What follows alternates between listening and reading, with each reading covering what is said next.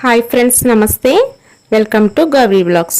ఈరోజు మీకు ఇంట్లోనే అదిరిపోయే పెసరట్ని హోటల్ స్టైల్లో ఇంట్లో ఎలా ప్రిపేర్ చేసుకోవాలో వీడియోలో క్లియర్గా చూపించబోతున్నానండి.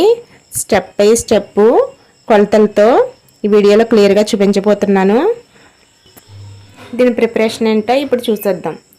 ముందుగా ఒక గ్లాస్ పెసల వరకు తీసుకుంటున్నానండి.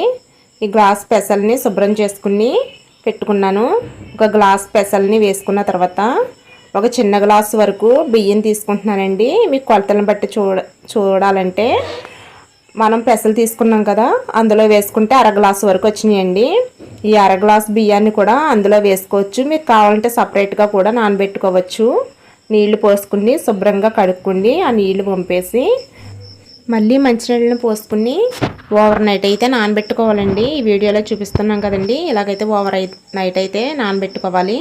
తెల్లారి పొద్దునకి నాకైతే పెసలు అనేవి బియ్యం బాగా నానియండి. ఇలా నానిన తర్వాత పెసలు చూసారా ఇలా గిల్లుతుంటే అలా చెక్క బద్ద కింద అయిపోతున్నాయి. ఇవి మళ్ళీ ఒకసారి బాగా కడుక్కోండి. 1-2 సార్లు బాగా కడుక్కున్న తర్వాత మనం మిక్సీ జార్ పట్టుకుందామండి.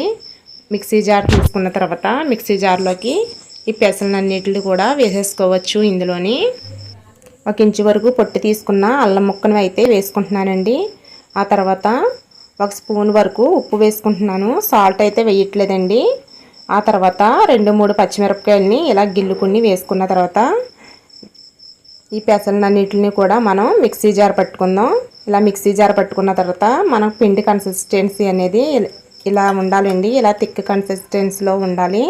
ఆ తర్వాత మనం దీంట్లోకి వేసుకున్న తర్వాత ఒక గిన్నెలోకి వేసుకోవాలండి. ఒక గిన్నెలో వేసుకున్న తర్వాత ఇలా పెనం మీద ఆయిల్ పోసి, ఆయిల్ అనేది పెసరట్టు కదండి కొంచెం ఎక్కువగానే పడుతుంది.